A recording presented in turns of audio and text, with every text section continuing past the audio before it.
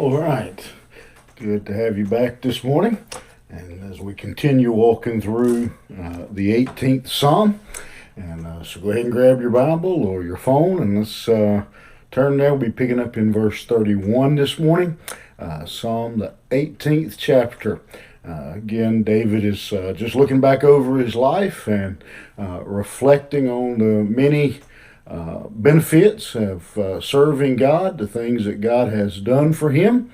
And we're in a little section now where David is just going over and listing some of the ways that God had been there for him and has supplied his every need.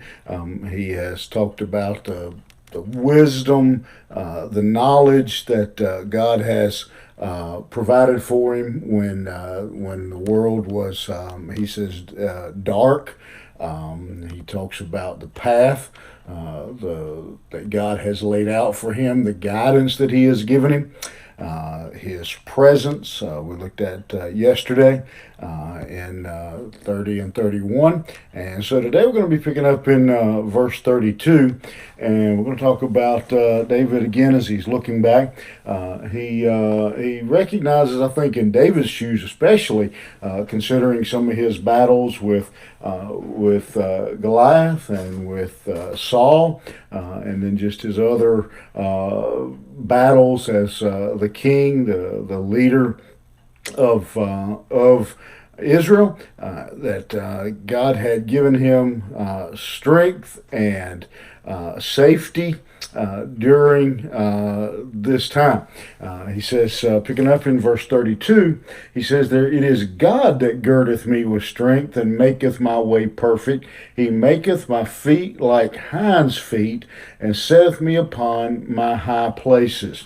And so I like the way David says that. He says, for who is God save the Lord, it is God that girdeth me with strength. He doesn't mince words. He doesn't, he doesn't have any doubt in his mind. He doesn't take any credit for his slingshot skills or his skills as a leader. He just simply acknowledges up front, clearly and plainly, that it was God who had given him safety and strength and security, and had taken care of him through all of his battles. Again, we meet David kind of the real introduction that we have to David is when he battles Goliath, and over time, again, he has numerous episodes, whether it was when he was tending to his father's sheep, or when lions and bears would come along, or other episodes again as he was the leader of Israel. But in all those things, David says, it was God that girdeth me, or surrounded me, or dressed me with strength. And so he realizes that he doesn't take, again, any of the credit. He doesn't take any of the praise for what has transpired in his life, but he clearly gives God the credit. And most of us, if when we look back, when we come to that point in our life, we recognize that we look back and we see that again, it was God. He makes my feet like hinds or deer's feet. In other words, he's saying he has allowed me. He's made me able to, as he says that statement about hinds feet and set me upon high places. The deer that was able to climb up on a rock on a high place where the adversary his attacker could not get to him. And so David is acknowledging the protection, the strength that God has given him. Very closely related to that, David goes on in these verses. He teacheth my hands to war, so that a bowl of steel is broken in my arms. And so again, he is saying he gave me the skill I needed to be able to face these battles and to go into these situations and to be victorious. And he says, as he continues, he says, thou also give me the shield of thy salvation, and thy right hand hath holdeth me up, and the gentleness hath made me great. And so he's continuing to give God the credit for his safety, for protecting him and providing for him, and giving him the skill that he needed to be able to win these battles. I can only think that he's considering here his battle with Goliath. That even here he's giving God the credit. It's been a long time, and certainly a different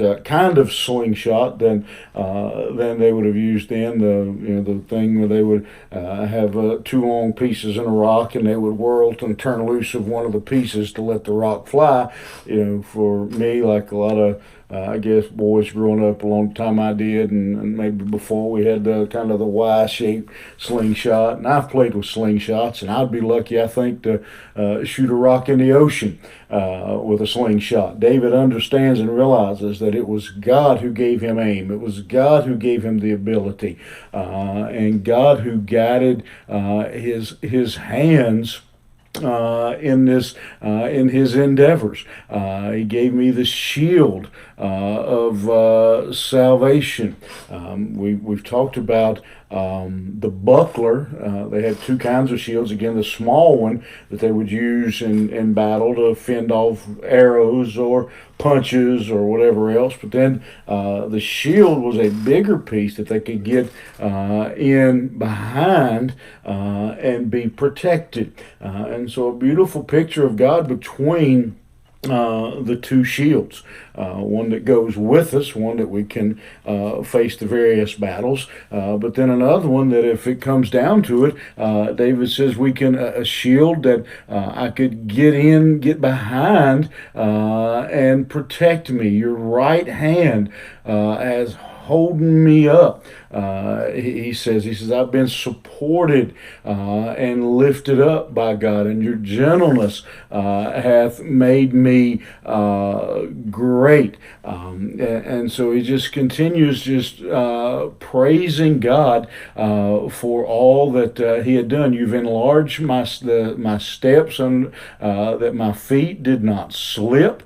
I have pursued my enemies and overtaken them. Neither did I turn again till they were consumed. I have wounded them that they were not able to rise. They are fallen under my feet. And a little graphic here. David is getting very, again, it's the nature of the battle that David had fought. But he says, I've overcome my enemies. You've given me the necks of my enemies, that I might destroy them that hate me.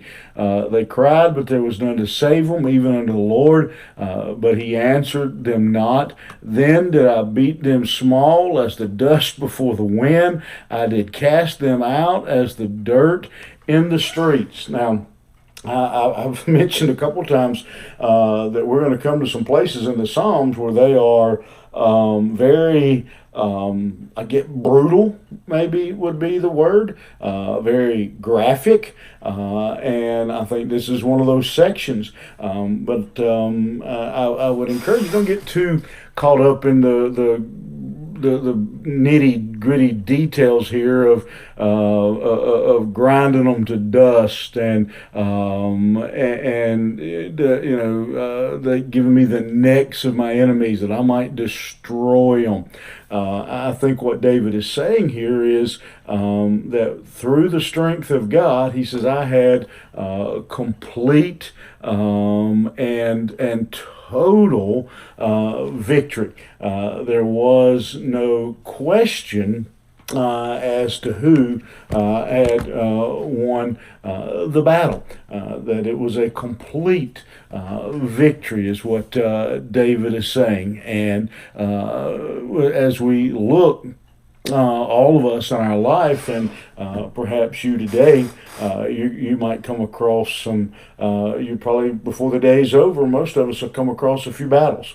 And David realizes as he gets to the end of his life that the only way he made it through those battles and had complete and total victory was because of the work of God in his life.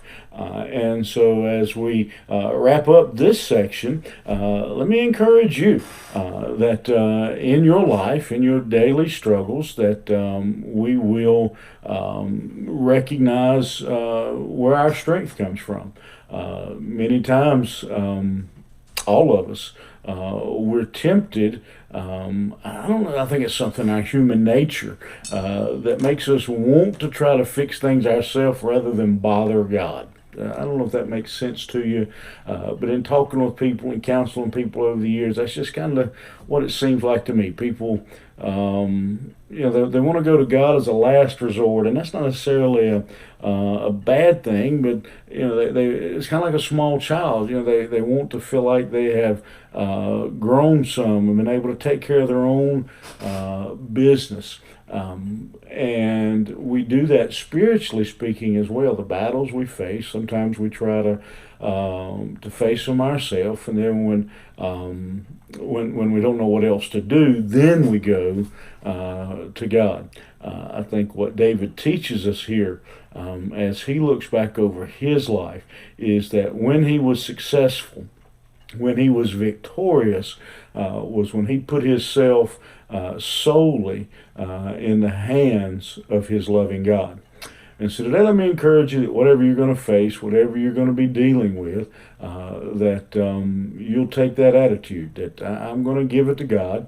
I'm going to trust God. I'm going to follow his leadership and rely on his strength and mercy to get me the victory. Hope you have a victorious day. Hope you have a great day, and relying on God, and that he will bring you through every trouble. That he will, just as David says, he will give you hinds feet and put you on the high place.